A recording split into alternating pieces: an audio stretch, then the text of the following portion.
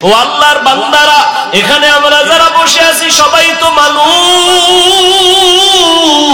তবে গুণের মানুষ হতে পারলাম কিনা বড় ভয়।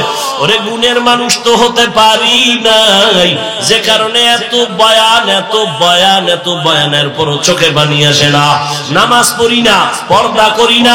ও যুবক, এখানে যারা বসে আছো যুবক বাবারা, তুমিও মুসলমান, আমিও মুসলমান।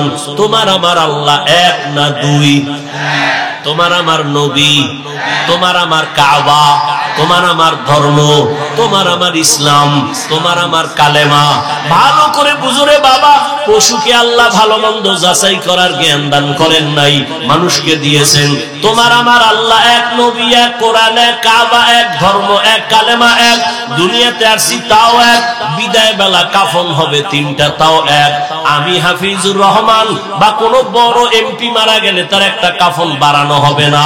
রিক্সা ড্রাইভার যদি গরিব হয়ে মরে যায় একটা কাফন কমাইয়াও দিবে না, কালার হবে আলাদা। হুজুরদের কাফনের কালার একরকম, যুবক বাবাদের আর এক রকম। কে হুজুর না, কে ধনী, কে গরিব, কে আলেম, কে মূর্খ, সব এক কালারের কাফনের প্যাকেট হবে। আজকে আমি বক্তা যত ভাব দেখাই, আর তুমি যত ক্ষমতার ভাব দেখাও, সাদা কাফনে যেদিন ঢুকবা ওই দিন সবার ভাবগুলো বন্ধ হয়ে যাবে। ও আল্লাহর বান্দা, কবরের সাইজ হবে এক, ওই কবরে রাখার পরে প্রশ্ন হবে তিনটা তাও এক। রবের পরিচয় দাও, ধর্মের পরিচয় দাও, রাহমাতুল লিল আলামিনের পরিচয় দাও। ও আমার কলিজার যুবক, ওরে তোমার আমার আল্লাহ এক, নবী এক, কোরআন এক, কাবা এক, ধর্ম এক, কালেমা এক। এরপরেও এত বয়ান, এরপরেও কেন তুমি নামাজ পড়তে চাও না? আমি নামাজ ছাড়ি না, তুমি নামাজ পড়ো না। আমি টুপি ছাড়তে চাই না, তুমি টুপি দিতেই চাও না। আমি দাড়ি কাটতে চাই না, তুমি দাড়ি রাখতে চাও না। বুঝি না বাবা, কারণ কি? আমরা ভুলে আসি না তোমরা ভুলে আসো, তারও কোনো খবর পাইতেছি না। একজন যুবক যদি দাঁড়াইয়া বলো, হাফিজ ভাই তোমরা ভুলে আসো, আমরা সঠিক পথে আছি, একটা দলিল দেখাও। এখন আমি দাড়ি কেটে ফেলবো, নামাজ রোজা বাদ দিয়া তোমার লাইনে শার্ট প্যান্ট টাই বইরা নাচ গান করবো। আর যদি বলো না হাফিজ ভাই আপনারাই সঠিক পথে আছেন, আমরা শয়তানের ধোকায় পড়ে গুনার পথে আছি, আপনারা সঠিক, তাহলে আমি তোমাকে বলবো যুবক বাবা, যদি তুমি পা দুটো আগাইয়া দাও, আমি তোমার পায়ে হাত রেখে অনুরোধ করে বলবো, জীবনে তো কম নামাজ ছাড়ো নাই, কম বেপরদায় চলো নাই, দাড়ি কম কাটো নাই। ও আমার কলিজার যুবক, কত রাত্র মোবাইলে গুনাহ করে করে রাত কাটাইছো, আর কত রাত্র মোবাইলে গুনাহ করলে তোমার মনের আশা মিটবে, তারপরে তওবা করবা। জীবনে তো কম নামাজ ছাড়ো নাই, আর কতদিন নামাজ না পড়লে তোমার মনের আশা পূরণ হবে, তারপরে তওবা করবা। জীবনে তো কম মাইয়ার চরিত্র নষ্ট করো নাই, আর কতদিন চরিত্র বিধ্বংসী কাজ করলে তোমার মনের আশা পূরণ হবে, তারপরে তওবা করবা। এবং এটাও তুমি বলো কয়দিন তোমার আর হায়াত বাকি আছে। ওই করোনায় কত যুবক চলে গেল, ছাত্র জনতার আন্দোলনে কত যুবকের লাশ চলে গেল। এমন একটা দিন নাই গাড়ির নিচে পানির নিচে যুবকের লাশ নাই, ঘুমের ঘরে যুবকের লাশ। কয়দিন আর বাঁচবারে বাবা? আমি তোমাকে এতক্ষণ যত বয়ান শুনাইছি একবারও বলি নাই আমি হাফিজুর রহমান, পাঁচকল্লি মাথায় দিছি, তোমরা যদি না দাও কপাল পুড়বে, একবারও বলি নাই। আমি কওমি মাদ্রাসার সন্তান, তোমরা যদি কওমিতে না যাও তোমাদের কপাল খারাপ, একবারও বলি নাই। আমি তাবলীগের লাইনের সন্তান, আমি পীরের মুরিদ, ওই লাইনে যদি তুমি না যাও কপাল খারাপ, একবারও বলি নাই। কি বলি এবার শোনো। ও আমার কলিজার যুবক, তুমি স্কুলে পড়ো, কলেজে পড়ো, চাকরি করো, ব্যবসা করো, আলহামদুলিল্লাহ আলহামদুলিল্লাহ আলহামদুলিল্লাহ। স্কুল ছাড়িও না, কলেজ ছাড়িও না, লেখাপড়া করে ডাক্তার হও, ইঞ্জিনিয়ার হও, একজন প্রফেসর হও, একজন ব্যবসায়ী চাকরিজীবী হও। তবে আমার ছোট্ট একটা দাবি, জীবনে বেয়াদব হইও না। তোমার ব্যবহারে কখনো যেন মা বাবা কখনো কষ্ট না পায়, তোমার আচরণে কোনোদিন যেন শিক্ষকেরা কষ্ট না পায়, তোমার ব্যবহারে কখনো যেন উলামায়ে কেরাম কষ্ট না পায়। কারণ মা বাবা যদি কষ্ট পায়, বদদোয়া চলে আসলে তোমার জীবন পঙ্গু হয়ে যাবে। শিক্ষকের বদদোয়া যদি নিয়েই ফালাও, লেখাপড়ার জগৎ থেকে হারায় যাওয়া। আলেমের বদদোয়া যদি কপালে লেগে যায় কষ্ট দেওয়ার কারণে, জীবনের চরিত্র আর আদর্শ খুঁজে পাইবা না রে বাবা। এইবার একটু বাস্তবে দেখো, তোমার মতো যুবক জীবনে কোনোদিন মাদ্রাসায় যায় নাই, আলিফ বা তাও শিখে নাই। দেখো স্কুল কলেজে পড়িয়াও নামাজ পড়ে আসেনি, আর কোনো ওয়াজের দরকার নাই। তোমার জীবনের এই শেষ ওয়াজ, বাসায় যাইয়া একা একা ভাববা, আর কোনো ওয়াজ দরকার নেই। শুধু এই পয়েন্ট, আমার মতো যুবক স্কুল কলেজে পড়িয়া যদি নামাজ পড়ে, আমি পারি না কেন? ও যুবক বাবারা, তোমার মতো যুবক রাস্তায় গাড়ি চালায়, নামাজ ছাড়ে না, তুমি কেন পারো না? তোমার মতো যুবক doctor, professor, engineer, OC, DC SP, RAB, army, police, বিডিআরের চাকরি করে, নামাজ ছাড়ে না, বলো তুমি কেন পারবা না রে বাবা? তোমার কপালে কার অভিশাপ লাগলো? এখনো কেন তওবার দরজায় তুমি ফিরবা না? মনেরে বুঝাইয়া এখনো সময় আছে, তওবা করে নাও। জীবন চলিয়া গেল আর নামাজ ছাড়বা না, দাড়ি কাটবা না, বেপরদায় চলবা না, মা বাবারে কষ্ট দিবা না, শিক্ষকের কষ্ট দিয়া বদদোয়া নিবা না, উলামায়ে কেরামের দোয়া নিয়া, পরামর্শ নিয়া নবীর তরিকা মেনে চলবা। ও পর্দার আড়ালের আম্মা জানেরা, বোনেরা, আপনাদের সন্তানদের যত বয়ান শুনাইলাম, আপনারা দোয়া না করলে, চেষ্টা না করলে সম্ভব হবে না।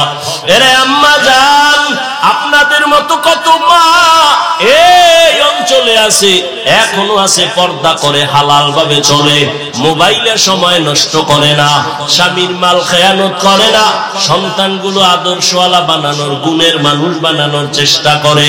এরে আম্মা জানেরা, আপনাদের এত সম্মান, আপনারা কি পারেন না একটা ভালো সন্তানের মা হবেন? সন্তানটাকে ডাক্তার বানাবেন, ইঞ্জিনিয়ার বানাবেন, প্রফেসর বানাবেন, বেয়াদব বানাবেন না।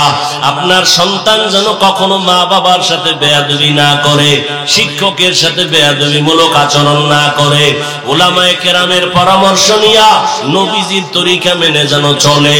ও আমার যুবক বাবারা, ও পর্দার আড়ালের মা বোনেরা, এখনো সময় আছে, তওবা করে নেন। কোন দিন মরণ হবে জানা নাই। ঘুমের ঘরেও যদি আজরাইল আসিয়া পড়ে, ও যুবক বাবা, ঘুমের মধ্যেই তোমার মরণ হয়ে যাবে। হেদায়েতের মালিক আমার আল্লাহ। মানুষ হইছি কিন্তু গুণের মানুষ হইতে পারি নাই। এখনো সময় আছে, ইবাদত করিয়া উলামায়ে কেরামের পরামর্শ নিয়ে রেডি হও। মনে মনে পিছনের গুনাহ থেকে তওবা করো, আল্লাহকে বলো, হেদায়ার মালিক, জীবনে গুনাহ তো কম করি নাই, আজকে থেকে তওবা করে নিলাম, নামাজ ছাড়বো না, বেপরদায় চলবো না, মা বাবারে কষ্ট দিব না, উলামায়ে কেরাম মুরব্বিদের দোয়া নিয়ে নবীর তরিকা মেনে চলবো। তওবা করার মতো যদি অন্তর তৈরি হয়, মুনাফিকি না থাকে, খাঁটি তওবার নিয়ত যাদের আছে, দুটো হাত আমার আল্লাহকে দেখাইয়া দাও। আলহামদুলিল্লাহিল্লাযী জাআলাশ শামসা ওয়াল কমারা বিহুসবান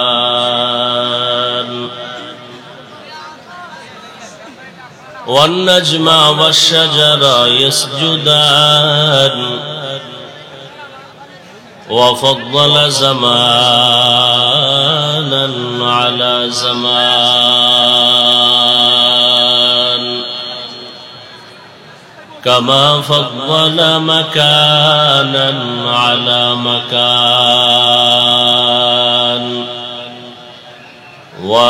وإنسانا على إنسان ونشهد أن لا إله إلا الله وحده لا شريك له لا ضد له ولا ند له ولا مثل له ونشهد أن سيدنا وسندنا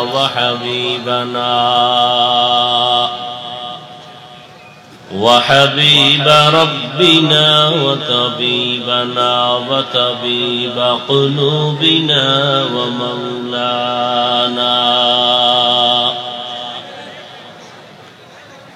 ومولانا محمدا عبده ورسوله أرسله بالحق بشيرا ونذيرا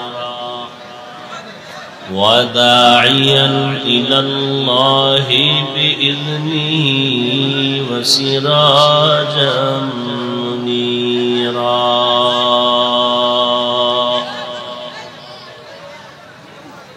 اللهم صل على محمد النبي الأمي وعلى آله وسلم تسليما وبعد فأعوذ بالله من الشيطان الرجيم بسم الله الرحمن الرحيم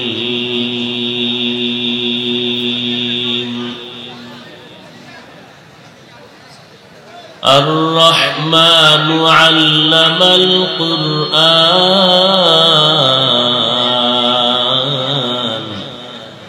خلق الإنسان علمه البيان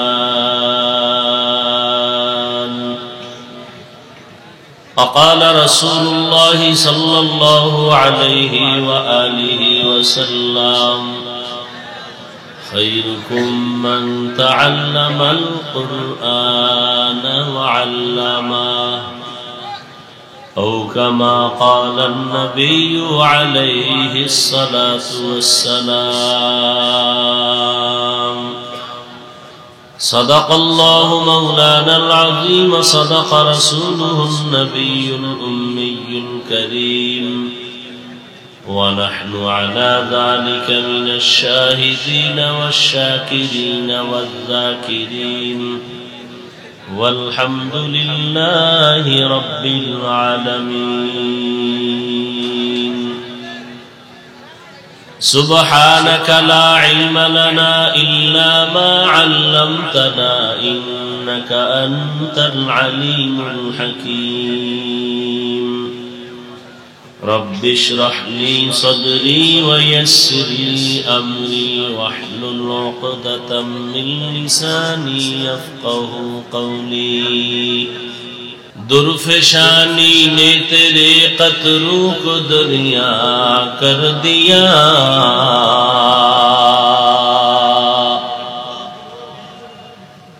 درفشانی نے تیرے قطروں کو دریا کر دیا دل کو روشن کر دیا آنکھوں کو بینا کر دیا دل کو روشن کر دیا آنکھوں کو بینا کر دیا حقیقت کھل جائے گی بوقت امتحان تیرے حقیقت کھل جائے گی بوقت امتحان تیرے کہ سستی میں یا محنت میں گزاری زندگی تو نے کہ سستی میں یا محنت میں گزاری زندگی تو نے محمد نے آ کر کفر کو مٹایا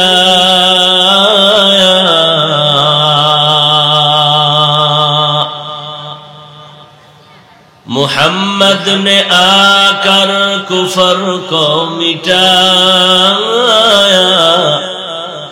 کفر کو مٹا کر صداقت بتایا कुफर को मिटा कर सदाकत बताया। ঐতিহ্যবাহী জামিয়া মিফতাহুল উলুম কর্তৃক আয়োজিত খতমে বুখারী ও আল মিফতাহ কাফেলা সম্মেলন 5 জানুয়ারি 2025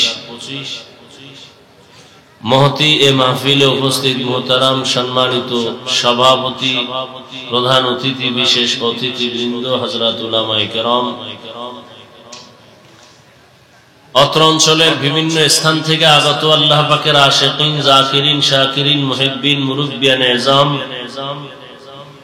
কলিজার টুকরা আমার সমবয়সী যুবক বন্ধুগণ, স্নেহের ছোট ভাই, পর্দার আড়ালে মাইকের আওয়াজ শ্রবণরতা মা বোনেরা, আল্লাহ পাকের দরবারে শুকর যে আল্লাহ পাক আমাদেরকে সুস্থ রেখেছেন এবং এই বরকতি মজলিস, উলামায়ে আহলে হকের মজলিসে হাজির হওয়ার তৌফিক দান করেছেন।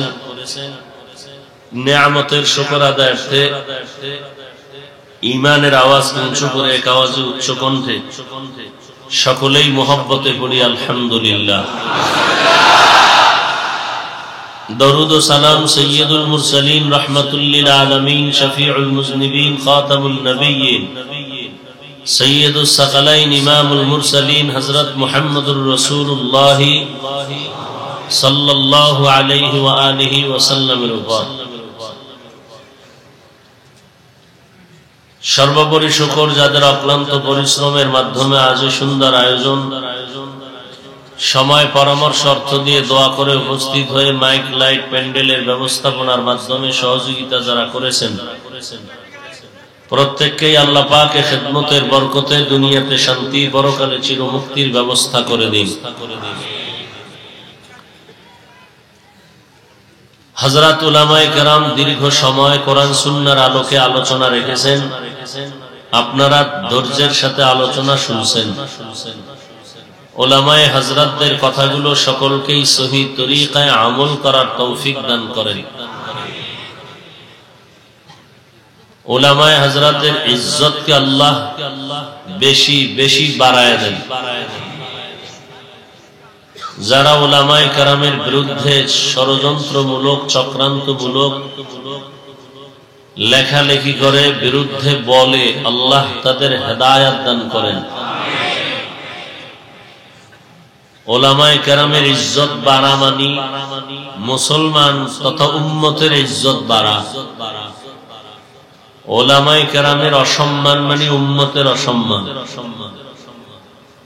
আরো কঠিন করে বললে বলা যায়, উলামায়ে কেরাম এদের ইজ্জতে আঘাত করার মানি হলো ইসলামের উপরে আঘাত করা। কারণ কিয়ামত পর্যন্ত আর কোনদিন নবী আসবেন না। আপনাদের ধন্যপুরে নবী রবিউল আউয়ালে আসেন, সাহাবায়ে কেরাম আর কোনদিন আসবেন না। আসলে কপাল যদি পুরিয়া যায়, আমি হাফিজুর রহমান কেন আর মক্কা মদিনার ইমাম কেন? স্বয়ং রসুলের বয়ানও কপাল খুলেন। যেই রসুলকে এক নজর দেখলে জাহান্নাম হারাম, যে নবীকে এক নজর দেখলে পেটের ক্ষুধা থাকে না, সেই নবীকে টানা 13 বছর দেখলো, বয়ান শুনলো, এরপরও কপাল খুলে নাই, কালেমা পড়ে নাই। তাহলে কত বড় নিকৃষ্ট বেঈমান! 13 বছর নবীরে দেখাও কালেমা পড়ে না। আর অন্যদিকে এই কথা বললেন না ভাই, অন্যদিকে 27 বছরের এক যুবক নবীজিকে জবাই করতে আসিয়া নবীজিকে দেখা মাত্র তরবারি ফালায়া কালেমা পড়ে মুসলমান হয়ে গেল। কয় বছরের যুবক? এর নাম কপাল। বহুদিন ধরে এই মাহফিলের প্রচারণা চলতেছে, অনেকে আসার নিয়ত করছে, আসতে পারে না। এরা এক কপালওয়ালা। আর এক দল আসছে ঠিক, এই বেহেশতের প্যান্ডেলে ঢুকে নাই।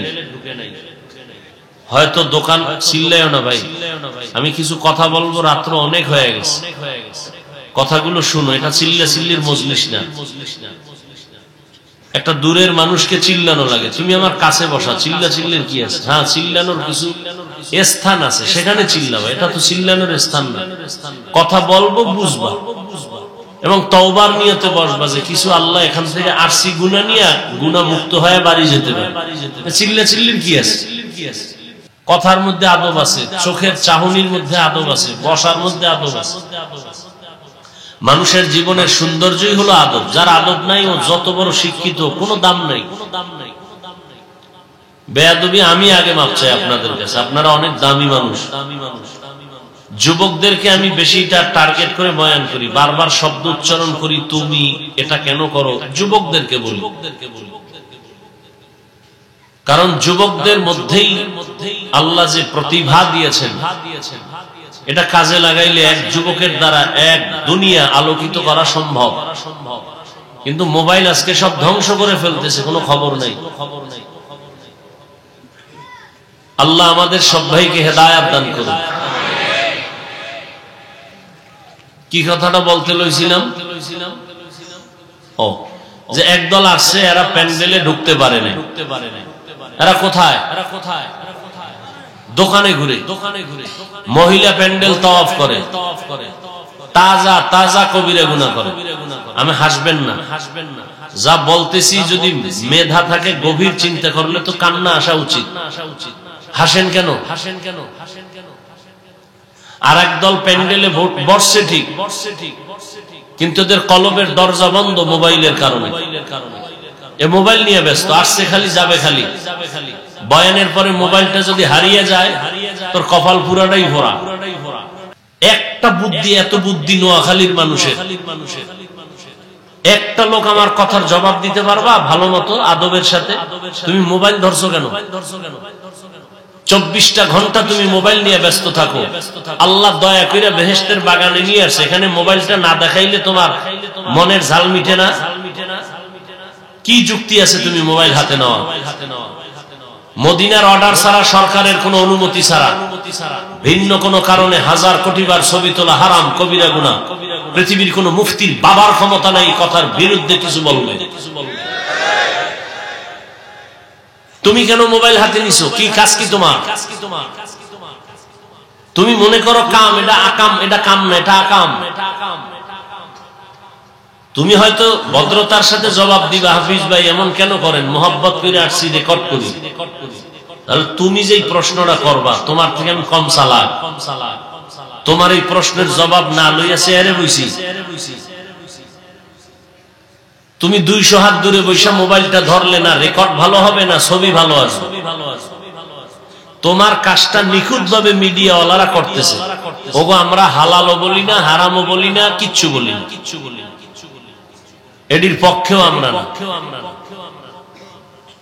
তাহলে তুমি তো সকালবেলা ওদের থেকে ডাউনলোড করে নিতে পারবা। শুধু শুধু কেন তুমি এখানে সময় নষ্ট করো? একটা ছুরি হাতে লয়ে গলা কাটা, এটা তোমার কাছে খুব কঠিন। কিন্তু মোবাইল হাতে লইয়া তোমার জীবনকে জবাই করতেছো, তোমার একটা অনুভব হয় না। এখানে বহু শিক্ষিত মানুষ আজকে গুগলে সার্চ দিবা, বাসায় গিয়ে টাচ মোবাইল চালাইলে অঙ্গের কি কি ক্ষতি হয়, চিকিৎসা বিজ্ঞানীরা বাস্তবতার সাথে মিল রেখে কি থিওরি দিয়েছেন। এক মোবাইলে তোমার চোখের পাওয়ার নিয়ে যাইতেছে, খবর নাই। হার্ট দুর্বল, মেধা দুর্বল, কিডনি দুর্বল, চরিত্র নাই, লেখাপড়া নাই। এই মোবাইলের কারণে মাথা ব্যথা বেড়ে গেছে, বুকে ব্যথা বেড়ে গেছে, ভয় লাগে কখন তুমি স্ট্রোক করে মরে যাও। এই মোবাইলের কারণে মায়ের সাথে বেয়াদবি করেছো, একটা মোবাইলকে কেন্দ্র করে বাবার সাথে বেয়াদবি করেছো, এই মোবাইলকে কেন্দ্র করে শিক্ষকের সাথে বেয়াদবি, আলেমের সাথে বেয়াদবি। এই মোবাইলের কারণে কোথাও তোমাকে কেউ ভালো জানে না, মায়ের টাকা চুরি করেছো। এই মোবাইল ঠিক রাখতে গিয়ে বাবার টাকা চুরি করেছো, বাবা মায়ের টাকা না দিলে বন্ধুর পকেট কেটেছো, বন্ধু না দিলে দোকানে সম্মিলিত চুরির ষড়যন্ত্র করতেছো। কি ভালো কাজ করছো মোবাইল দিয়ে আমাকে বুঝাও। চেহারার দিয়ে তাকাইলে নূর নাই, গুনাহ সারা রাত মোবাইলে, কবিরা গুনাহ, কবিরা গুনাহ, কবিরা গুনাহ দেখতে দেখতে চেহারাটা নষ্ট করে ফেলেছো। চেহারার মধ্যে কোনো উজ্জ্বলতা নাই, লেখাপড়া নাই। আল্লাহ মাফ করুন, আল্লাহ না করুন, যদি এখন মরে যাও মনে মনে মা বাবা খুশি হইব যে একটা চরিত্রহীন, ওর কারণে মানুষের কাছে মুখ দেখাইতে পারি না, মানুষ লজ্জা দেয় যে এই রকম বেয়াদব ছেলে জন্ম দিছো কেন, ও মইরে গেছে, একটা বিপদ গেছে, কানবে ঠিক, মনে মনে খুশি। তাহলে তোমার এই জীবনে কামাই করলা সবার বড়দোয়া একটা জীবন হইল, অথচ তোমার মতোই বহু যুবক, তোমার মতোই স্কুলে পড়ে, কলেজে পড়ে, চাকরি করে, ব্যবসা করে, 5 ওয়াক্ত নামাজ পড়ে, দাড়িওয়ালা নাই। তোমার কপালে তো খারাপ কেন? কার অভিশাপ লইয়া বইছে? আল্লাহ আমাদের সব ভাইকে হেদায়েত দান করে। সবার আগে আল্লাহ আমাকে হেদায়েত দান করে, আমার কলিজার প্রত্যেকটা যুবককে আল্লাহ হেদায়েতের দৌলত দান করেন। বেয়াদবি আবারও মাপ চেয়ে নিলাম। এখানে আমার কোনো ব্যক্তি স্বার্থ নেই, আছে? তোমার মোবাইল দিয়ে তোমার চোখের পাওয়ার চলে যেতেছে। আমরা মোবাইল চালাই, মাঝে মাঝে একটু কিতাব দেখি, এখন কিছুক্ষণ দেখলে এখন ওই অন্য কিতাব পড়তে পারি না, গলায় যায় চোখ। মাথা ব্যথা, জীবনে এই পরিমাণ মাথা ব্যথা ছিল না, ইদানিং এই পরিমাণ মাথা ব্যথা, বুকে ব্যথা, হঠাৎ বুকে ব্যথা। এরপরে তো টাইম মতো ঘুম নাই। মানুষের জীবনের সব থেকে মহা এক মূল্যবান জীবন সুস্থতার ঔষধ রাতের ঘুম। এই ঘুমটা আমি মারতেছি বয়ান করার কারণে, তুই মারতেছ কি কইরা? এবার চিন্তা করতো। যুবককে বলছি, আমি তো বয়ান করার কারণে রাত্রে ঘুমাইতে পারি না, আর তুই ঘুম মারছো কি কইরা সারা রাত? হিসাব করতো। একটা বেঈমানের বাচ্চাকেও যদি পাও ধরে বুঝাইতাম, তওবা করতো। তোমার কপাল কেন এত খারাপ? তুমি তো তওবা করতেই চাও না, বরং উল্টা স্লোগান দাও, কি রাস্তা দিয়ে যাইবে আর কি, এত হুজুর ওয়াজ করলো, কারো লাগলো না, ওনারে এত লাগলো, ওনারে বাদ দাও, আকাম বাদ দিব না, হুজুর বাদ দাও। এ জাতির কপাল এত খারাপ হইছে, হুজুর বাদ দিবে, আকাম বাদ দিবে না, বলবে হুজুর বাদ দাও। এত হুজুরে বয়ান করলো, কারো লাগলো না, ওনার লাগে গেছে, উনি একজন হুজুর দেশে জ্বালাইছে নতুন। হ্যাঁ, এই নতুন নতুনরা মরে গেলে আর বলনে আলাও কেউ থাকবে না। আল্লাহ সবাইকে মাফ করে দেন। তো ওলামায়ে কেরামের ইজ্জত, উম্মতের ইজ্জত, কিয়ামত পর্যন্ত এই জাতিকে শান্তির ঠিকানা দিবেন একমাত্র ওলামায়ে কেরাম, কোরআন সুন্নাহর আলোকে। আমি 2 মিনিট কথাগুলো বলতেছি, একটু খেয়াল করবেন, বিশেষ করে যুবকদেরকে বলছি। যুবক, বিশাল মহাসাগর পাড়ি দিয়ে কিন্তু তুমি এখনো জিন্দা আছো, আর অনেকে ওই সাগরে ডুবে গেছে, শাহাদাতের পেয়ালা পান করেছে। যুবক, ইতিহাস ভুলবা না, তুমি মুসলমান, এটা তোমার সব থেকে বড় দামি একটি পয়েন্ট। গোটা দুনিয়ার যত মাস্তান দেখো, সব মাস্তানরা ইসলাম আর মুসলমানকে ভয় পায়। তুমি মুসলমান, এটা তোমার পাওয়া। তুমি যুবক, এটা তোমার আরো পাওয়া। তবে মনে রাখবা, তোমার এই পাওয়া ত্বরান্বিত করতে লাগবে উলামায়ে কেরামের নেক দোয়া। ছাত্র জনতার বৈষম্য বিরোধী আন্দোলনে সফলতার চাঁদ উঠে নাই ততক্ষণ, এদেশের উলামায়ে কেরাম ছাত্র নিয়ে মাঠে নামে নাই যতক্ষণ। চিনলা না আসল মানুষ। চান্দাবাজার ধান্দাবাজের পিছনে পড়ে পড়ে কিছু পাওয়ার লোভে দাড়ি কেটে ফেলেছো, নামাজ শেষ করেছো, চরিত্র নষ্ট করেছো, অথচ যাদের পেছনে ঘুরো এরা সব তোমার স্বার্থপর চান্দাবাজার ধান্দাবাজ। স্বার্থে আঘাত লাগলে শুধু দল থেকে নাম কাটবে না, লিখে রাখ, কল্লা কেটে ফেলবে, কল্লা। কিন্তু এই জীবনে তোর নিঃস্বার্থ কলিজার বন্ধু ওলামায়ে কেরাম জীবন দিবে, কোন যুবকের, কোন জাতির ক্ষতি হতে দিবে না। মাদ্রাসার ছাত্র জীবন দেয় না এই আন্দোলনে, অথচ মাদ্রাসার ছাত্রদের লিস্টি এখনো আসে নাই। অন্যদের নাম শুধু লিস্টি না, পাঠ্য বইয়ের মধ্যে ঢুকাই দিছে। কি ষড়যন্ত্র চলতেছে জানো? ওদের নাম পাঠ্য বইয়ের মধ্যে দিয়ে দিছে, আর মাদ্রাসার ছাত্র যে শহীদ হইল এদের নাম বইয়ে দিবি দূরের কথা, লিস্টি করে না। এজন্য উলামায়ে কেরামের বিরোধিতা করা মানে ইসলামের বিরোধিতা করা। একটা কঠিন ষড়যন্ত্র গোটা আন্তর্জাতিক ভাবে। যেমন বাংলাদেশে দাঁড়িয়ে কোন হিন্দু, কোন বৌদ্ধ, কোন ইহুদি, কোন খ্রিস্টান কখনো বলে নাই সকালবেলার বক্তব্য বন্ধ করো। কিন্তু এমন ষড়যন্ত্র করেছে সকালবেলার বক্তব্য অটো বাংলাদেশ থেকে বন্ধ হয়ে গেছে। কেমনে? মুয়াজ্জিন সাহেব যখন ফজরের আজান দিতে উঠেন, ঠিক আমার ঘরের আম্মাজান উঠেন সন্তানকে কেজিতে পাঠাবার জন্য, বক্তব্য বন্ধ করে দাও বলতে হয়নি, অটোমেটিক বক্তব্য বন্ধ হয়ে গেছে। কারণ ওখানে পাঠায় কেন? বই ফ্রি, টাকা ফ্রি, নাস্তা ফ্রি, গাড়ি ফ্রি। আর বাঙালি ফ্রি পাইলে কি করে এটা তো আর বলার ভাষা নাই। ও যদি ফ্রি পায় বউ দিয়ে দিবে ফ্রি। দেখেন না, বিয়ে করার আগে যৌতুকের নামে বিদেশের ভিসা চায়। একটারে ধরে জিজ্ঞাসা, তুই বিয়ে করবি, ভিসা চাইছো কি? বিদেশ যাবো।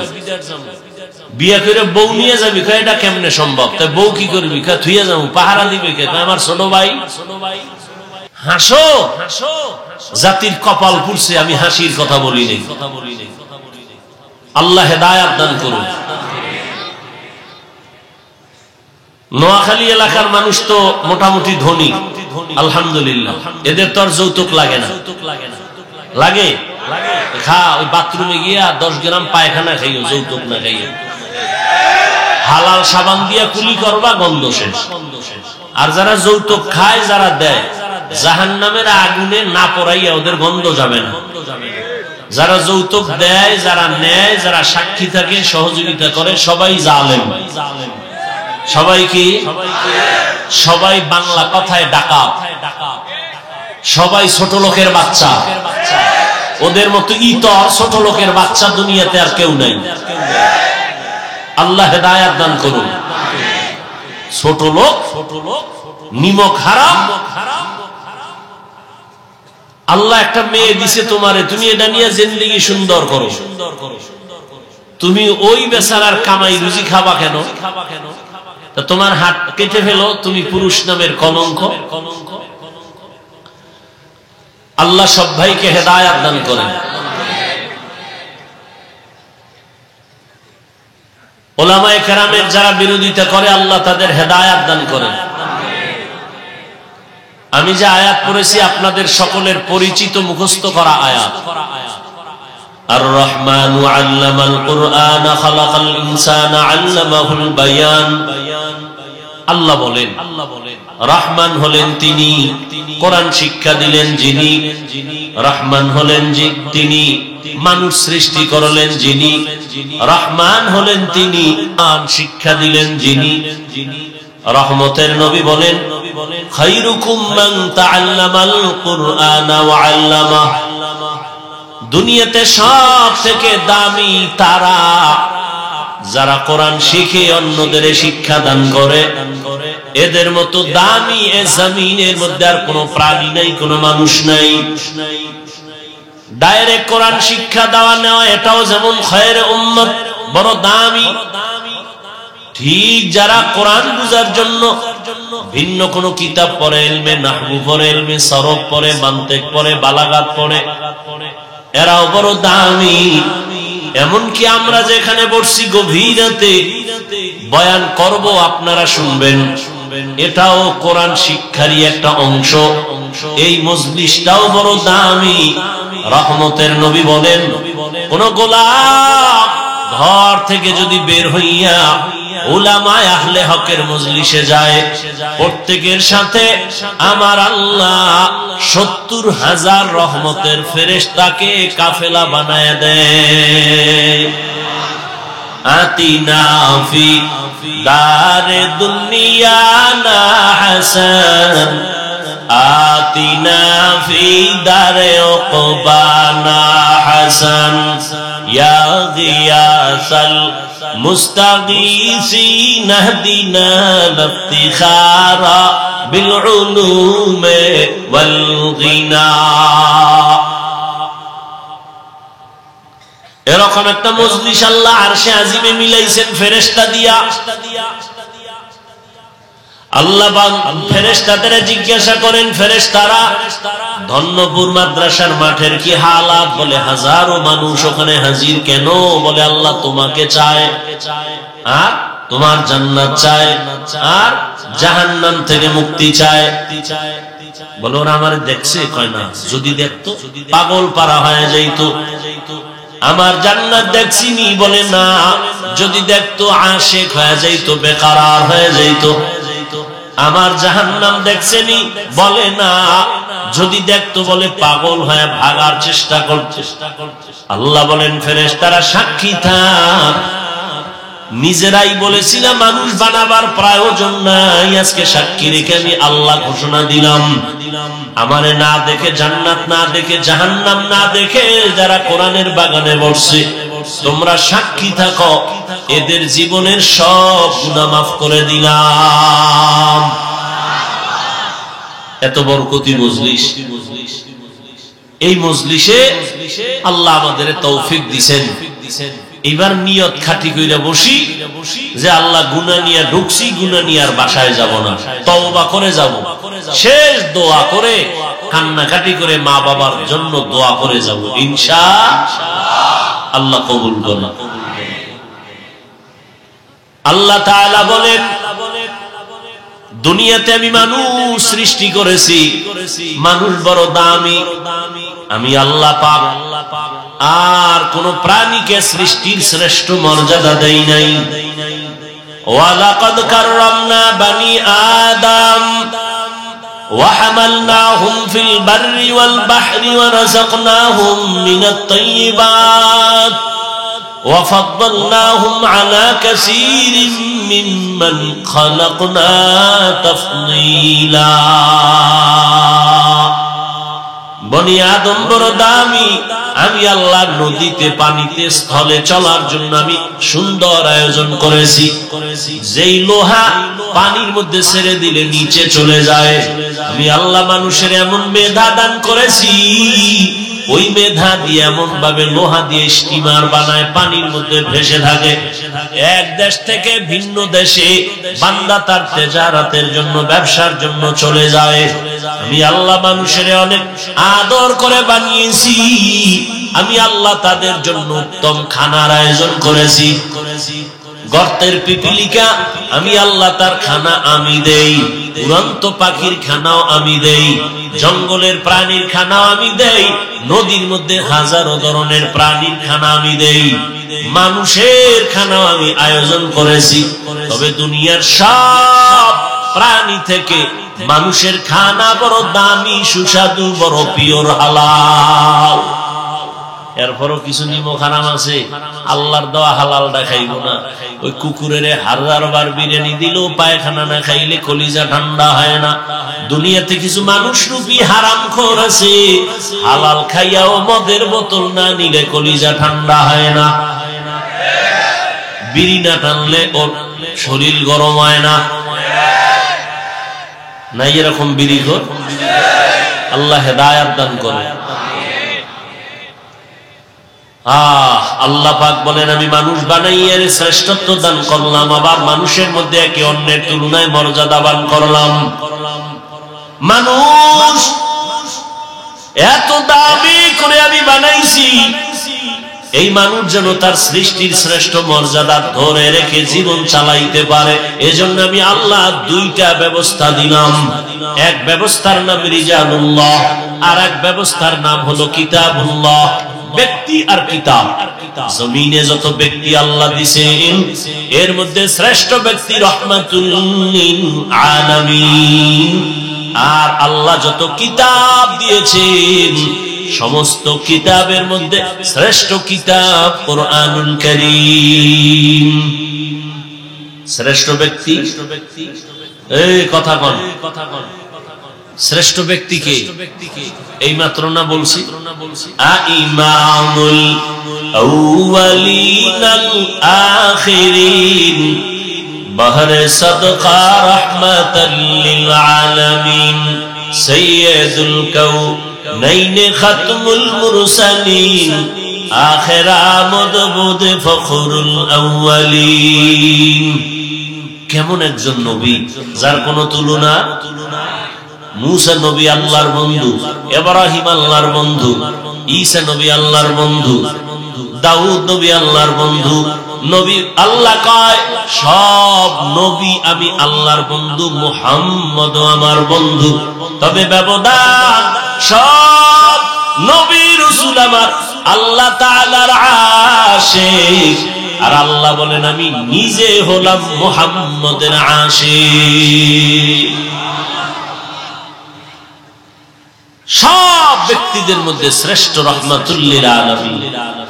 আর আল্লাহ যত কিতাব দিয়েছেন শ্রেষ্ঠ কিতাব কি?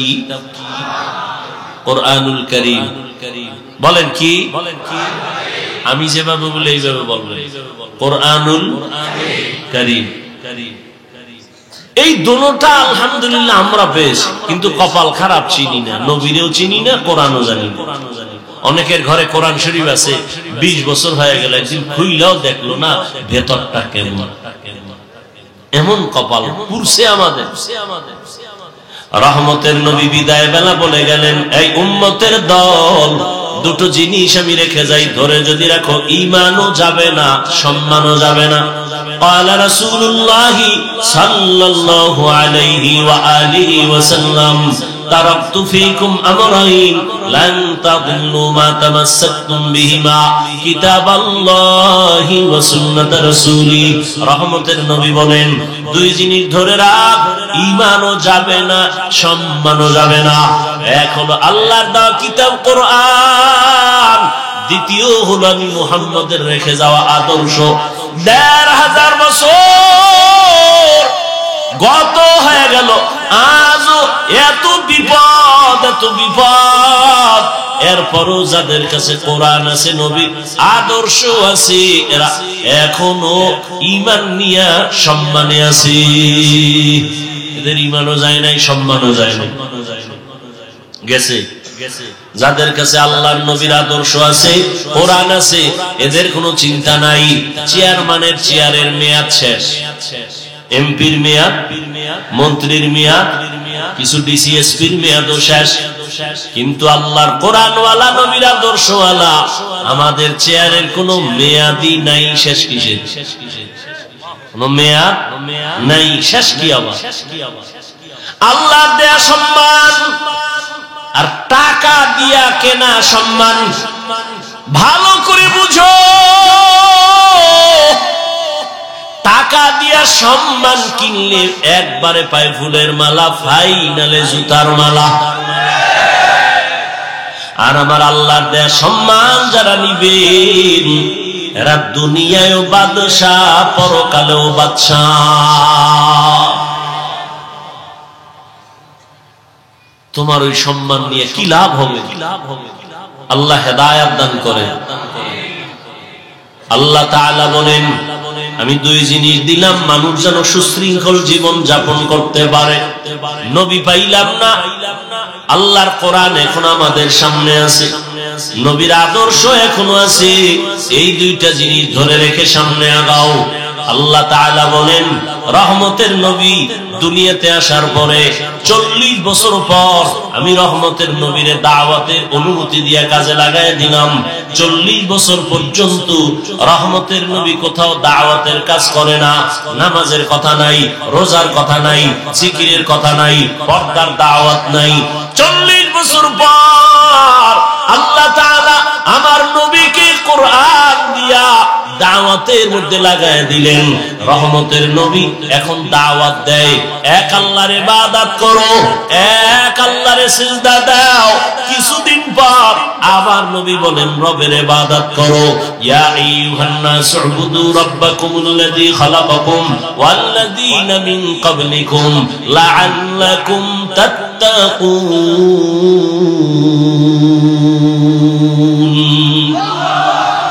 রবের ইবাদত করো, কিছুদিন পরে নবী বলেন রহমানের ইবাদত করো। মক্কার মুশরিকরা বলে রে মুহাম্মদ আব্দুল্লাহর ছেলে, একবার বলো আল্লাহর ইবাদত করতে আর একবার বলো রহমানের ইবাদত করতে, তাহলে তোমার রব কি দুইজন নাকি? একজন আল্লাহ আর একজন রহমান। তাই না, আমার আল্লাহই তো আল্লাহ, তিনি তো একমাত্র আল্লাহ, তিনি তো রহমান। ওরা প্রশ্ন করে ফেললো মানির রহমান, রহমানের পরিচয় দাও রহমানকে। আল্লাহ তাআলা সূরাতুর রহমান দিয়া রহমানের পরিচয় দেওয়া শুরু করলেন। আর রহমান আল্লামাল কুরআন,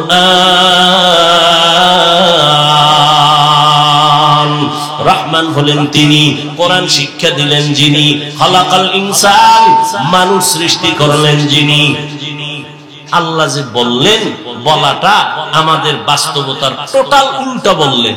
আল্লাহ বলেন আমি মানুষ সৃষ্টি করার আগে কোরআন শিখেছি, এরপরে মানুষ সৃষ্টি করেছি। অথচ বাস্তব হলো আমরা দুনিয়াতে আসছি আগে, সৃষ্টি আগে, তারপরে আমরা বড় হইয়া কোরআন শিখলাম। আল্লাহ বলে না না, আমি মানুষ সৃষ্টি করি নাই, আগে কোরআন শিখেছি, তারপরে মানুষ বানাইছি। ও আল্লাহ উল্টা বললেন কেন? আল্লাহ পাক রব্বুল আলামিন উল্টা কেন বলছেন? মুফাসসিরিনে কেরাম বলেন আল্লাহর কথা উল্টা না, বুঝার মধ্যে আমাদের দুর্বলতা আছে। ফিআলুল হাকিম লা ইয়াখনু আনিল হিকমাহ, হাকিমের কোন কাজ হিকমত থেকে খালি না, জ্ঞানীদের কোন কাজ জ্ঞান থেকে শূন্য না। ও দয়ার মালিক কেন উল্টা বললেন? আগে কোরআন শিখাইছেন, তারপরে মানুষ বানাইছেন। অথচ আল্লাহ আগে আমাদের বানানোর পর এরপরে কোরআন শিখাইছেন। স্বয়ং রাসূলকেই তো 40 বছর পরে আল্লাহ কোরআন দিলেন, এর আগে কোরআন দেন নাই। আল্লাহ উল্টা কেন বললেন? মুফাসসিরিনে কেরাম তার জবাব লেখেন আল্লাহ তাআলার আদালতে যেই মানুষের কথা বলা হয়েছে, ওই মানুষ আর তুমি আমি মানুষ এক না। এই আপনারা তো সব বুদ্ধিমান, আপনাদের তুলনায় আমরা বোকা, আর আমি তো আরো বেশি বোকা। কারণ ইলম আমল কিচ্ছু নাই। আপনাদের দোয়া, মুরব্বীদের কিছু দোয়া, সবাই কি আর বরদোয়া করেনি? এই সবাই বরদোয়া করে, আর যেই সোরারা বরদোয়া করে ওদের বরদোয়া লাগবেও না। ভালো মানুষ কখনো বরদোয়া করে না। একটু সময় দিলে কিছু কথা বলি, নাইলে মোনাজাত দিয়ে যাই। কারণ শয়তান তো আর ও বইয়ে থাকতে পারে, ওর কাজই হইল ভালো কাজের মধ্যে ডিস্টার্ব করা। এক ডিস্টার্ব মোবাইল, আর এক ডিস্টার্ব বলবে আর কত, যদি পুরান বয়ান চল বাড়িল, আবার কারো বিড়ির নেশা, আবার ঘুরে টুরে বসবে।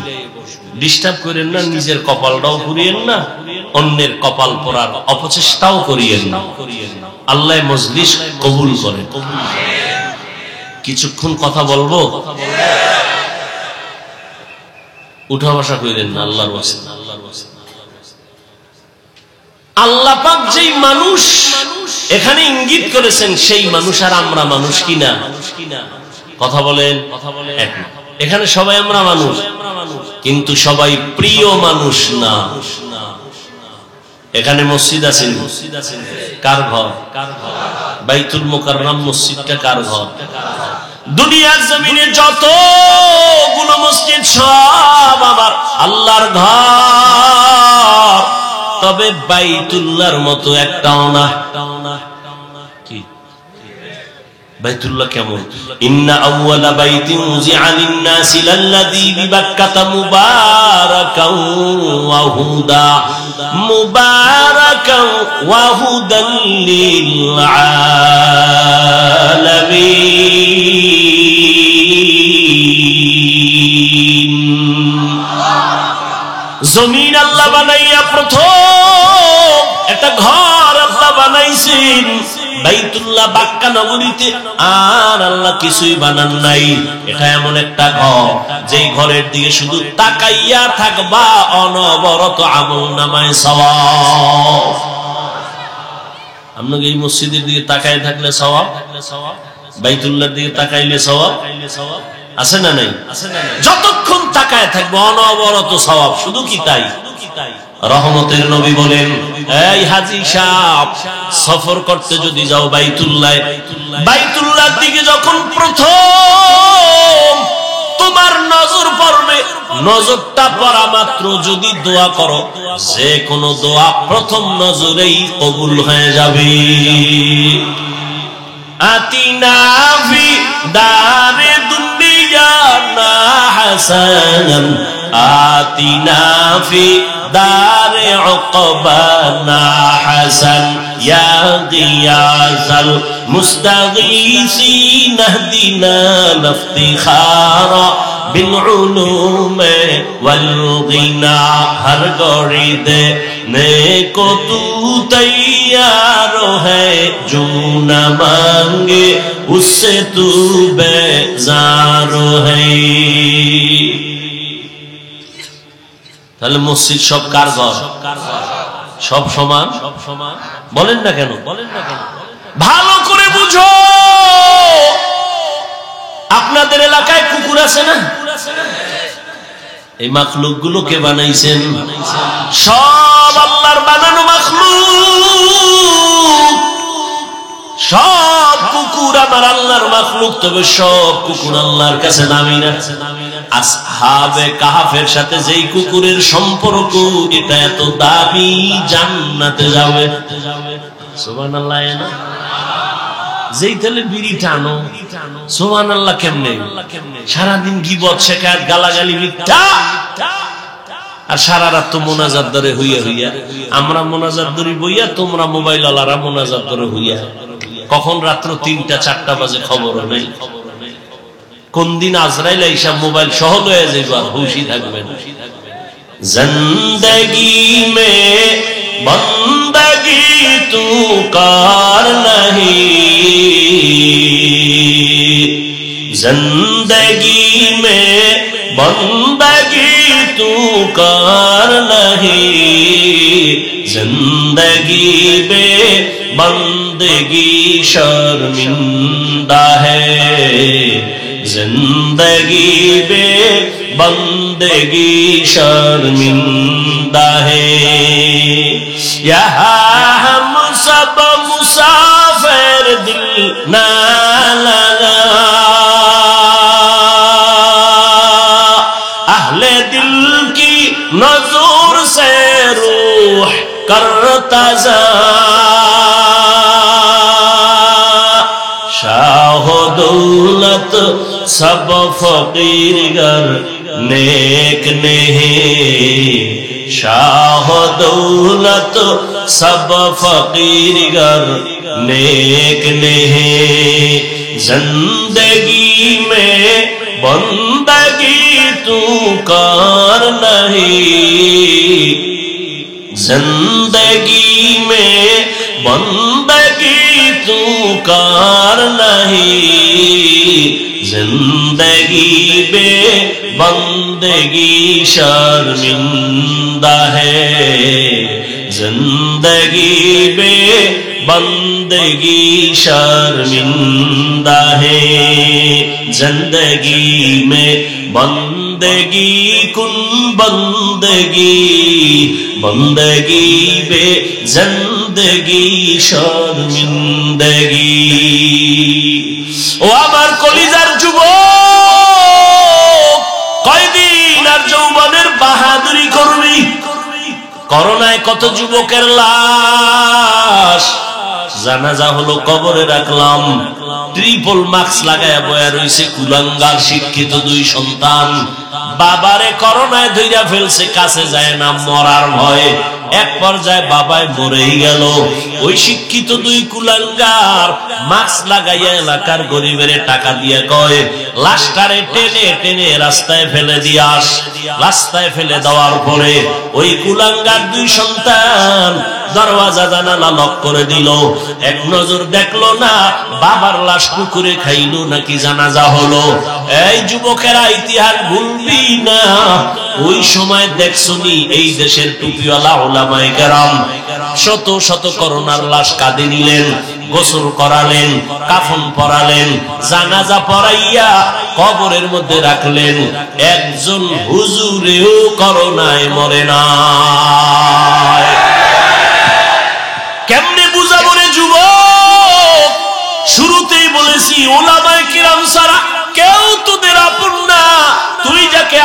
মনে করো আমি বলি এ তোর ধান্দাবাজ আর চান্দাবাজ, স্বার্থে যদি আঘাত লাগে তোর দল থেকে নাম কাটবে না, কল্লা কেটে ফেলবে। ওরে আল্লাহর গোলাম, ওলামায়ে কেরাম এই জাতিকে নিয়ে যেই ভাবনাটা ভাবে, এই ভাবনা কেউ ভাবে না। সবাই ভাবে নিজের চেয়ার, নিজের ক্ষমতা, নিজের দল। আর ওলামায়ে কেরাম নিজের নিয়ে ভাবে না। ইমামতি থাকলে থাকলো, না থাকলে নাই, বয়ান হলে হলো, না হলে নাই, কিন্তু জাতিরে জুলুমের শিকার হতে দেওয়া যাবে না। এই জন্য মাজায় গামছা বাইদা রাস্তায় নেমেছেন। নামার পরে সফলতা আনার পরেও কোনো হুজুর কয় নাই আমার উপদেশটা বানাও। তবে সব আলেম ওলামারা হুঙ্কার দিয়েছে, আবার জুলুম যদি হয় আবার এই জমিনে আন্দোলন হবে। কোন জালেমকে সুযোগ দেওয়া হবে না। জুলুমের বিরুদ্ধে আন্দোলন। মুসলমানের আন্দোলন একবার হয় না, বারবার। মুসলমান জীবন একবার দেয় না, বারবার। উম্মতের জন্য আলেমরা ভাবে। এই যুবক, বহু বুদ্ধি লয়ে ঘুরো, একটু জবাব দাও বাবারা। একটা সরকারি চাকরি করে এক ব্যক্তি বা বেসরকারি চাকরি করে, ডিউটি কয় ঘন্টা? আর তাড়াতাড়ি বলো। 8 ঘন্টা। বেতন নিম্নে বেতন কত? 20,000 ধরো। কত? 20,000 টাকা বেতন। আর টেবিলের নিচে আজে বাজে মুক্ত তো আছেই, কত ফ্রি। আর বলো বাবা, একজন আলেম মসজিদে ইমামতি করে, তার ডিউটি কয় ঘন্টা? বলো। বেতন কত? 6 লাখ। 5,000, 6,000, 7,000, 6 মাস বাকি। সভাপতি 100 টাকা দেয়, তাও ঠিক মতো মাসে মাসে দেয় না। ওরে একক তো নামাজ যদি না পড়ায়, রিক্সা ড্রাইভার আইয়াও ধমক দেয়, হুজুর গেছিলেন কই? হুজুর বলে তুমি কে আমারে ধমক দিলা? আমি রিক্সা ড্রাইভার। তোমার এত পাওয়ার কেন? কয় 5 টাকা মাসে বেতন দেই। কি পরিমাণ জুলুম করতেছো! অথচ তোমার যেই সরকারের টাকা নিয়ে চলো, যেই কোম্পানির মালিকের চাকরি করে টাকা নিয়ে সংসার চালাও, ওই কোম্পানির বিরুদ্ধে আবার মানববন্ধন করো, সরকারের বিরুদ্ধে মানববন্ধন করো, বেতনের স্কেল বাড়াও, না হয় গদির মধ্যে লাল বাতি জ্বালায় দিব। আর একজন ইমাম 5-7 হাজার টাকা বেতন পাইয়াও 6 মাসেও বাকি পায় না। কোনদিন বলে নাই বেতন বাড়াও, কোনদিন বলে নাই আমার বেতন বাকি কেন। বরং যত মানুষ গালি দেয়, আল্লাহর বান্দা কলিজা বইরা দোয়া করে, ও দয়ার মালিক এলাকায় শান্তি দাও, এলাকার রোগীদের সুস্থ বানায় দাও, কবরওয়ালাদের জান্নাত দাও, ব্যবসায়ী চাকরিজীবীদের কামাই রুজিতে বরকত দাও। এরপরও যারা হুজুরের বিরুদ্ধে লেখো, তোর মতো কুলাঙ্গার এই জমিনে আর কেউ নাই। মেরা এজাজু করদন বেহিসাব, খলকে রাদাদন জওয়াবে বাসওয়াব, হক না দারদ দোস্তে খলকা জারেরা, নিস্তে ই খসলত একে দিনদারেরা। ও আমার কলিজার যুবক, জিনলা না এখনো পর্যন্ত বুঝলা না তোমার আসল কে আর নকল কে রে বাবা। আজকে তুমি যার পিছনে ঘুরো, তোমার জন্য কিন্তু সে কাঁদে না। এজন্য একজনে বলছে, তুমি যাকে ভালোবাসো সে তোমার বন্ধু না, তোমাকে যে ভালোবাসে সে তোমার বন্ধু। তুমি যাকে ভালোবাসে সে তোমার, তোমারে যে ভালোবাসে সে তোমার আসল বন্ধু। এরে নবীর উম্মতের দল, আল্লাহ তাআলা বলেন, মানুষ আমি বানাইছি, সব মানুষ এক না। কুকুর আল্লাহ বানাইছেন, সব এক না। আপনাদের এলাকায় গরু আসেনি? আল্লাহ সব গরু বানাইছেন, সব আল্লাহর মখলুক, সব গরুর দাম নাই। কিন্তু মুসা নবীর সাথে যেই গাভীটার সম্পর্ক, এটার দাম বেড়ে গেছে, জান্নাতে যাবে। পিপিলিকা আছে না নাই? সব পিপিলিকা আল্লাহর বানানো মখলুক, সব পিপিলিকার দাম নাই। সুলাইমান নবীর সাথে যেই পিপিলিকার সম্পর্ক, ওই পিপিলিকা আল্লাহর জান্নাতে যাবে। এই জমিনে আবার আল্লাহ উট আর উটনি বানাইছে। কোন উটনি আর উটের দাম ওই পরিমাণ নাই। রহমতের নবী যেই উটে সওয়ার হইছেন ওই উট জান্নাতে যাবে। ওরে আল্লাহর বান্দা, সালেহ আলাইহিস সালামের পাহাড় থেকে বেরিয়ে আসা উটনি আল্লাহর জান্নাতে যাবে। এরে নবীর আশিক উম্মতের দল, ভালো করে বুঝো, এই আকাশের খোলা জায়গায় কত পাখি উড়তেছে, কত সুন্দর সুন্দর পাখি, একটারও মূল্য নাই। ওই সুলাইমান নবীর হুদহুদ নামের পাখিটা আল্লাহর জান্নাতে চলে যাবে। মানুষ তো সব আমার আল্লাহর বানানো মখলুক, সব মানুষ আমার আল্লাহর জান্নাতে যাবে না। এইবার বুঝো মানুষ কাকে বলে, ভালো করে শুনো। একদল মানুষ আছে বংশগত মানুষ, আর একদল মানুষ হলো গুণগত মানুষ, আর একদল মানুষ হলো জন্মগত মানুষ। আল্লাহর আদালতে বংশগত মানুষের কোনো মূল্য নাই, জন্মগত মানুষের মূল্য নাই, একমাত্র গুণগত মানুষগুলো দামি। কেমন দামি? আল্লাহ বলেন আমি এদের বিনা হিসাবে জান্নাত দিয়ে দিব। গুণের মানুষ কাকে বলে? বংশগত মানুষ তো তারা যেই মানুষের বংশে জন্ম হয়। আমাদের বংশগত বাবা পয়গম্বর আদম, আর আমরা তার সন্তান, বংশগত মানুষ। আমার আব্বা জান, আমার জন্মদাতা বাবা, তার ঔরস্বামী জন্মগত সন্তান মানুষ। এই মানুষের কোনো ভ্যালু আল্লাহর কাছে নাই, একমাত্র গুণের মানুষ আল্লাহর কাছে দামি। এইবার বুঝার চেষ্টা করি গুণের মানুষ কাকে। ঘুমাসে আপনাদের? ঘুমাসে? এই বাঙালি ঘুমায় রাইতে? মিথ্যা কথা। যদি কেউ রাতে ঘুমায়, সারা রাত মোবাইলের হক আদায় করে, বউয়ের হকের খবর নাই, মাইয়া বলার হক আদায় করে না, মোবাইলের হকটা আদায় করে, যদি আল্লাহ উসিলায় মাফ করে। কত ছাগল ভাগল আছে না? সেদিন এক চোরা আইয়া কান্দের উপরে হাত দিয়া ছবি তোলার জন্য কয় হুজুর একটা সেলফি, যদি আল্লাহ কিয়ামতে উসিলা আমারে নাজাত দেয়। তুমি এখান থেকে বের হওয়া মাত্রই চোখের গুনাহ, হাতের গুনাহ শুরু হয়ে যাবে, জবানের গুনাহ শুরু হবে। এখানে তুমি রহমতের প্যাকেটে আস, কোনো গুনাহ হবে না ইনশাআল্লাহ। গুণের মানুষ কাকে বলে বুঝো?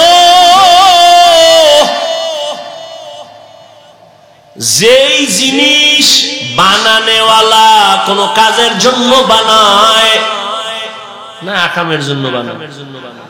মনে করেন এই মাইকওয়ালা মাইক বানাইছে একটা কাজের জন্য, বাতিওয়ালা বাতি বানাইছে কাজের জন্য।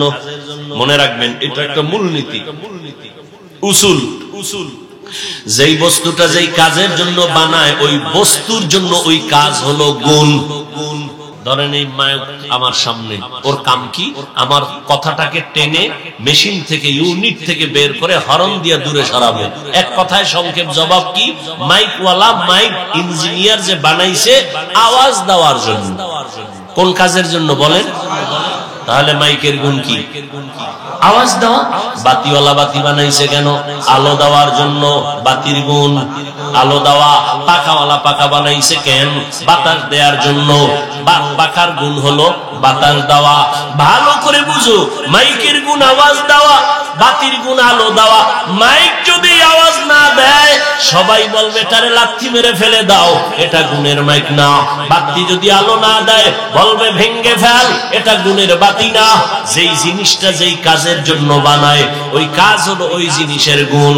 মাইকের গুণ আওয়াজ দেওয়া, বাতির গুণ হলো আলো দেওয়া, পাখার গুণ হলো বাতাস দেওয়া। মাইক যদি আওয়াজ না দেয় বলবে ভেঙ্গে ফেলো, গুণের মাইক না। বাতি যদি আলো না দেয় ভেঙ্গে ফেলো, এটা গুণের বাতি না। এবার জবাব দাও বাবারা, মানুষ আল্লাহ বানাইছেন কেন? আমার কথা কেন? ওয়ামা খালাকতুল জিন্না ওয়াল ইনসা ইল্লা লিয়াবুদুন।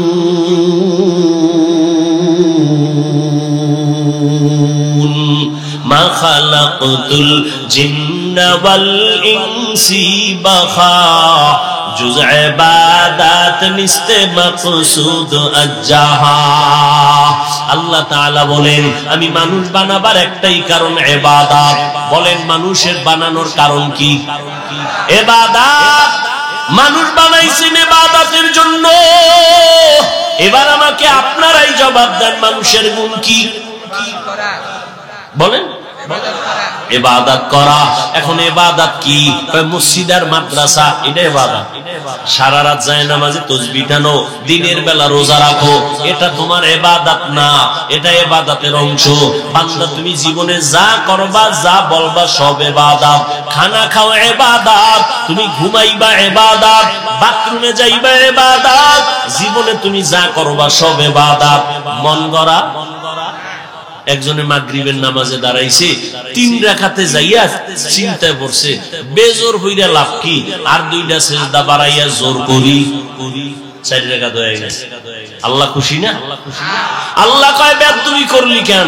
সব বাদ, নতুন করে দাঁড়ায় কানে ধর, তওবা করে আবার আল্লাহু আকবার বলে নামাজ শুরু কর। জীবনে যা করবা সব ইবাদত, হতে হবে আল্লাহর সন্তুষ্টির জন্য, মদিনা ওয়ালা নবীর আদর্শ অনুযায়ী।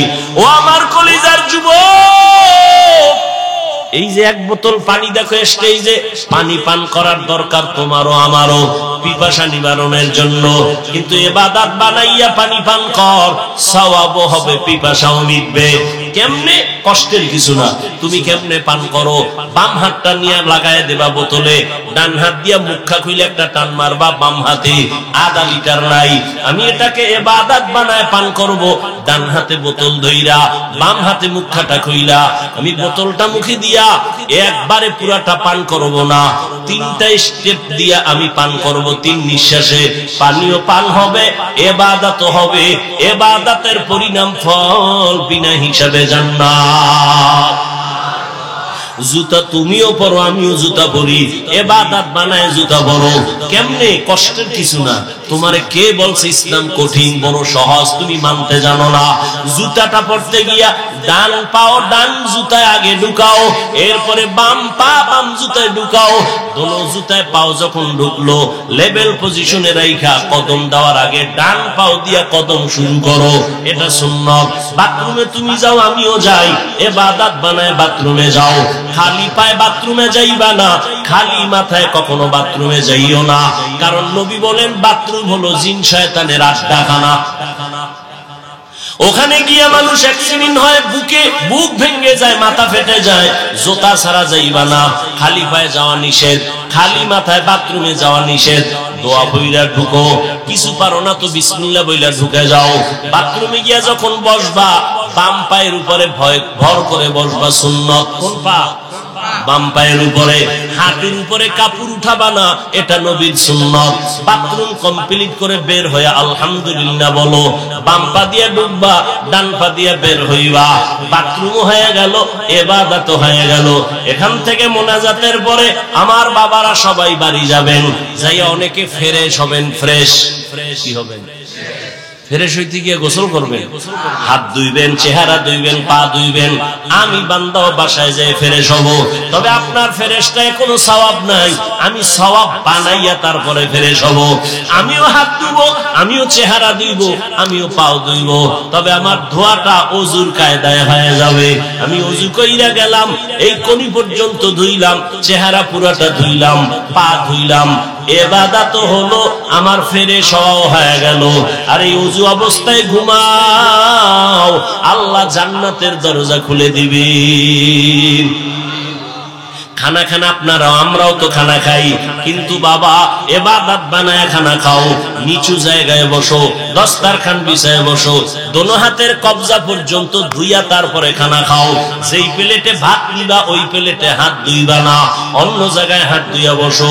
এরপরে খানার প্লেটের ডান দিক দিয়া শুরু করো, লবণ নাও বাম হাতে। ভাইরা আমার, এই জন্য কেউ কান্দে, কেউ কান্দে, কান্দতেছে, কেউ খবর নাই। হুজুরদের কোনো টেনশনই নেই। আছে আগেও যেমন, এখনো তেমন, ভবিষ্যতেও তেমন। কারণ আমরা মানুষের গোলাম না, আমরা একমাত্র আমার আল্লাহর গোলাম। কার গোলাম? আর তোমরা আমাকে অনেকের গোলাম বলো না। তুমি কার গোলাম? হ্যাঁ বেটা,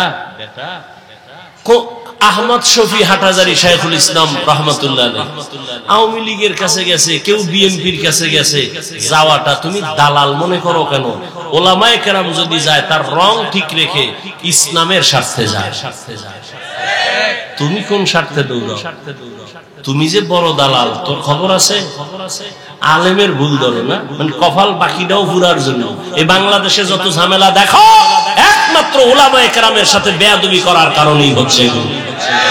এখনো যারা বেয়াদবি করো গাত্তি রেডি রাখ, পালানোর সময় জুতাও নিতে পারবি না, রেডি থাক। আল্লাহ হেদায়েত দান করুন। এরে নবীর উম্মত, মানুষের গুণের নাম কি ভুলে গেছেন? 5 মিনিটে মানুষের গুণের নাম ইবাদত। এখন ইবাদতটা মন গড়া না, না, নবীর তরিকায় হতে হবে। এর নবীর তরিকা আদর্শ আছে কোরআন হাদিসে, কোরআন হাদিস পড়তে জানেন না, এখন কেমনে যাবেন? কোরআন হাদিস পড়নেওয়ালা উলামায়ে কেরামের কাছে যাও, ইবাদতের নিয়ম শিখিয়া এরপরে ইবাদত করো, তখন হবে তুমি গুণের মানুষ। গুণের মানুষের জন্য বিনা হিসাবে জান্নাত। আল্লাহ এই দিকে ইঙ্গিত করে বলেন, আমি আগে মানুষ বানাই নাই, আগে কোরআন শিখাইছি, তারপরে মানুষ বানাইছি। অর্থাৎ যারা কোরআন হাদিস শিখিয়া ওলামায়ে কেরামের নেক নজর নিয়া যারা ইবাদত করবে তারা গুণের মানুষ, তারা জান্নাতি। আল্লাহ এই দিকে ইঙ্গিত করে বলেন, আমি আগে মানুষ বানাইছি, তারপরে কোরআন শিখাইছি, আগে কোরআন শিখাইছি, তারপরে মানুষ বানাইছি। ও আল্লাহর বান্দারা, এখানে আমরা যারা বসে আছি সবাই তো মানুষ, তবে গুণের মানুষ হতে পারলাম কিনা বড় ভয়। ওরে গুণের মানুষ তো হতে পারি নাই, যে কারণে এত বয়ান, এত বয়ান, এত বয়ানের পর চোখে পানি আসে না, নামাজ পড়ি না, পর্দা করি না। ও যুবক, এখানে যারা বসে আছো যুবক বাবারা, তুমিও মুসলমান, আমিও মুসলমান। তোমার আমার আল্লাহ এক না দুই, তোমার আমার নবী, তোমার আমার কাবা, তোমার আমার ধর্ম, তোমার আমার ইসলাম, তোমার আমার কালেমা। ভালো করে বুঝরে বাবা, পশুকে আল্লাহ ভালো মন্দ যাচাই করার জ্ঞান দান করেন নাই, মানুষকে দিয়েছেন। তোমার আমার আল্লাহ এক, নবী এক, কোরআন এক, কাবা এক, ধর্ম এক, কালেমা এক। দুনিয়াতে আসছি তাও এক, বিদায় বেলা কাফন হবে 3টা, তাও এক। আমি হাফিজুর রহমান বা কোন বড় এমপি মারা গেলে তার একটা কাফন বাড়ানো হবে না। রিক্সা ড্রাইভার যদি গরিব হয়ে মরে যায় একটা কাফন কমাইয়াও দিবে না, কালার হবে আলাদা। হুজুরদের কাফনের কালার এক রকম, যুবক বাবাদের আর এক রকম। কে হুজুর, কে হুজুর না, কে ধনী, কে গরিব, কে আলেম, কে মূর্খ, সব এক কালারের কাফনের প্যাকেট হবে। আজকে আমি বক্তা বক্তা যত ভাব দেখাই, আর তুমি যত ক্ষমতার ভাব দেখাও, সাদা কাফনে যেদিন ঢুকবা ওই দিন সবার ভাবগুলো বন্ধ হয়ে যাবে। ও আল্লাহর বান্দা, কবরের সাইজ হবে এক, ওই কবরে রাখার পরে প্রশ্ন হবে 3টা, তাও এক। রবের পরিচয় দাও, ধর্মের পরিচয় দাও, রাহমাতুল লিল আলামিনের পরিচয় দাও। ও আমার কলিজার যুবক,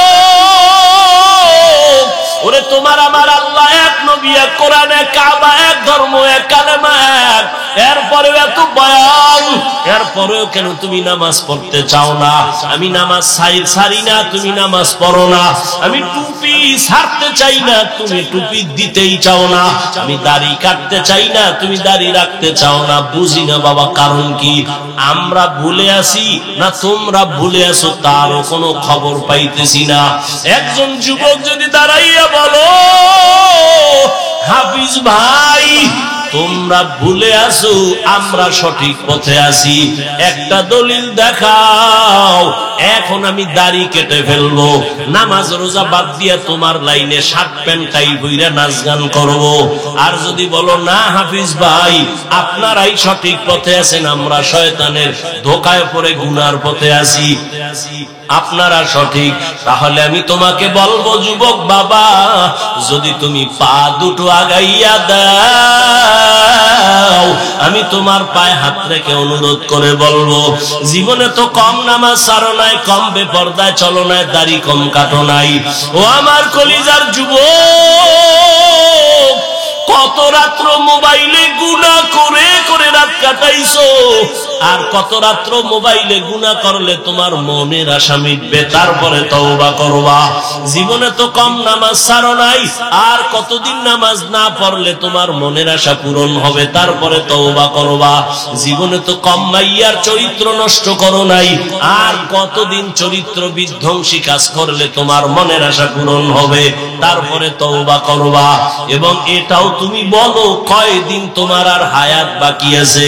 ওই করোনায় কত যুবক চলে গেল, ছাত্র জনতার আন্দোলনে কত যুবকের লাশ চলে গেল। এমন একটা দিন নাই গাড়ির নিচে পানির নিচে যুবকের লাশ নাই, ঘুমের ঘরে যুবকের লাশ। কয়দিন আর বাঁচবারে বাবা? আমি তোমাকে এতক্ষণ যত বয়ান শুনাইছি একবারও বলি নাই আমি হাফিজুর রহমান পাঁচকল্লি মাথায় দিছি, তোমরা যদি না দাও কপাল পুড়বে, একবারও বলি নাই। আমি কওমি মাদ্রাসার সন্তান, তোমরা যদি কওমিতে না যাও তোমাদের কপাল খারাপ, একবারও বলি নাই। আমি তাবলীগের লাইনের সন্তান, আমি পীরের মুরিদ, ওই লাইনে যদি তুমি না যাও কপাল খারাপ, একবারও বলি নাই। কি বলি এবার শোনো। ও আমার কলিজার যুবক, তুমি স্কুলে পড়ো, কলেজে পড়ো, চাকরি করো, ব্যবসা করো, আলহামদুলিল্লাহ আলহামদুলিল্লাহ আলহামদুলিল্লাহ। স্কুল ছাড়িও না, কলেজ ছাড়িও না, লেখাপড়া করে ডাক্তার হও, ইঞ্জিনিয়ার হও, একজন প্রফেসর হও, একজন ব্যবসায়ী চাকরিজীবী হও। তবে আমার ছোট্ট একটা দাবি, জীবনে বেয়াদব হইও না। তোমার ব্যবহারে কখনো যেন মা বাবা কখনো কষ্ট না পায়, তোমার আচরণে কোনোদিন যেন শিক্ষকেরা কষ্ট না পায়, তোমার ব্যবহারে কখনো যেন উলামায়ে কেরাম কষ্ট না পায়।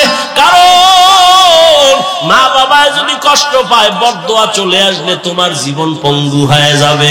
শিক্ষকের বরদোয়া যদি নিয়েই ফালাও, লেখাপড়ার জগৎ থেকে হারায় যাওয়া। আলেমের বরদোয়া যদি কপালে লেগে যায় কষ্ট দেওয়ার কারণে, জীবনের চরিত্র আর আদর্শ খুঁজে পাইবা না রে বাবা। এইবার একটু বাস্তবে দেখো, তোমার মতো যুবক জীবনে কোনোদিন মাদ্রাসায় যায় নাই, আলিফ বাতাও শিখে নাই। দেখো স্কুল কলেজে পড়িয়াও নামাজ পড়ে আসেনি, আর কোনো ওয়াজের দরকার নাই। তোমার জীবনের এই শেষ ওয়াজ, বাসায় যাইয়া একা একা ভাববা, আর কোনো ওয়াজ দরকার নেই। শুধু এই পয়েন্ট, আমার মতো যুবক স্কুল কলেজে পড়িয়া যদি নামাজ পড়ে, আমি পারি না কেন? ও যুবক বাবারা, তোমার মতো যুবক রাস্তায় গাড়ি চালায়, নামাজ ছাড়ে না, তুমি কেন পারো না? তোমার মতো যুবক doctor, professor, engineer, OC, DC, SP, RAB, army, police, বিডিআরের চাকরি করে, নামাজ ছাড়ে না, বলো তুমি কেন পারবা না রে বাবা? তোমার কপালে কার অভিশাপ লাগলো? এখনো কেন তওবার দরজায় তুমি ফিরবা না? মনেরে বুঝাইয়া এখনো সময় আছে, তওবা করে নাও। জীবন চলিয়া গেল আর নামাজ ছাড়বা না, দাড়ি কাটবা না, বেপরদায় চলবা না, মা বাবারে কষ্ট দিবা না, শিক্ষকের কষ্ট দিয়া বরদোয়া নিবা না, উলামায়ে কেরামের দোয়া নিয়া পরামর্শ নিয়া নবীর তরিকা মেনে চলবা। ও পর্দার আড়ালের আম্মা জানেরা, বোনেরা, আপনাদের সন্তানদের যত বয়ান শুনাইলাম, আপনারা দোয়া না করলে, চেষ্টা না করলে সম্ভব হবে না। এরে আম্মা জান, আপনাদের মতো কত মা এই অঞ্চলে আছে, এখনো আছে, পর্দা করে হালাল ভাবে চলে, মোবাইলে সময় নষ্ট করে না, স্বামীর মাল খেয়ানত করে না, সন্তানগুলো আদর্শওয়ালা বানানোর, গুণের মানুষ বানানোর চেষ্টা করে। এরে আম্মা জানেরা, আপনাদের এত সম্মান, আপনারা কি পারেন না একটা ভালো সন্তানের মা হবেন? সন্তানটাকে ডাক্তার বানাবেন, ইঞ্জিনিয়ার বানাবেন, প্রফেসর বানাবেন, বেয়াদব বানাবেন না। আপনার সন্তান যেন কখনো মা বাবার সাথে বেয়াদবি না করে, শিক্ষকের সাথে বেয়াদবিমূলক আচরণ না করে, উলামায়ে কেরামের পরামর্শ নিয়া নবীজির তরিকা মেনে যেন চলে। ও আমার যুবক বাবারা, ও পর্দার আড়ালের মা বোনেরা, এখনো সময় আছে, তওবা করে নেন। কোন দিন মরণ হবে জানা নাই। ঘুমের ঘরেও যদি আজরাইল আসিয়া পড়ে, ও যুবক বাবা, ঘুমের মধ্যেই তোমার মরণ হয়ে যাবে। হেদায়েতের মালিক আমার আল্লাহ। মানুষ হইছি কিন্তু গুণের মানুষ হইতে পারি নাই। এখনো সময় আছে, ইবাদত করিয়া উলামায়ে কেরামের পরামর্শ নিয়ে রেডি হও। মনে মনে পিছনের গুনাহ থেকে তওবা করো, আল্লাহকে বলো হেদায়ার মালিক, জীবনে গুনাহ তো কম করি নাই, আজকে থেকে তওবা করে নিলাম। নামাজ ছাড়বো না, বেপরদায় চলবো না, মা বাবারে কষ্ট দিব না, উলামায়ে কেরাম মুরব্বিদের দোয়া নিয়ে নবীর তরিকা মেনে চলবো। তওবা করার মতো যদি অন্তর তৈরি হয়, মুনাফিকি না থাকে, খাঁটি তওবার নিয়ত যাদের আছে, দুটো হাত আমার আল্লাহকে দেখাইয়া দাও। আল্লাহ হাতগুলো কবুল করে নেন, তওবা কবুল করে নেন, তওবার উপরে মজবুত হইয়া চলার তৌফিক দান করেন, আমিন। আলহামদুলিল্লাহি রাব্বিল আলামিন, ওয়াসসালাতু ওয়াসসালামু আলা সাইয়্যিদিল আমবিয়াই ওয়াল মুরসালিন ওয়া আলা আলিহি ওয়া আসহাবিহি আজমাইন। ইয়া আরহামার রাহিমিন, ইয়া আরহামার রাহিমিন, ইয়া আরহামার রাহিমিন। রব্বিরহামহুমা কামা রব্বায়ানি সগীরা। আল্লাহুম্মা ইন্নাকা আফুউন কারীম তুহিব্বুল আফওয়া ফা'ফু আন্না। আল্লাহুম্মা ইন্না নাসআলুকা রিযাকা ওয়াল জান্নাহ ওয়া নাউযু বিকা মিন সাখাতিকা ওয়ান নার। আল্লাহুম্মা ইন্না নাউযু বিকা মিনাল বারাসি ওয়াল জুনুনি ওয়াল জুযামি ওয়া সাইয়্যিল আসকাম।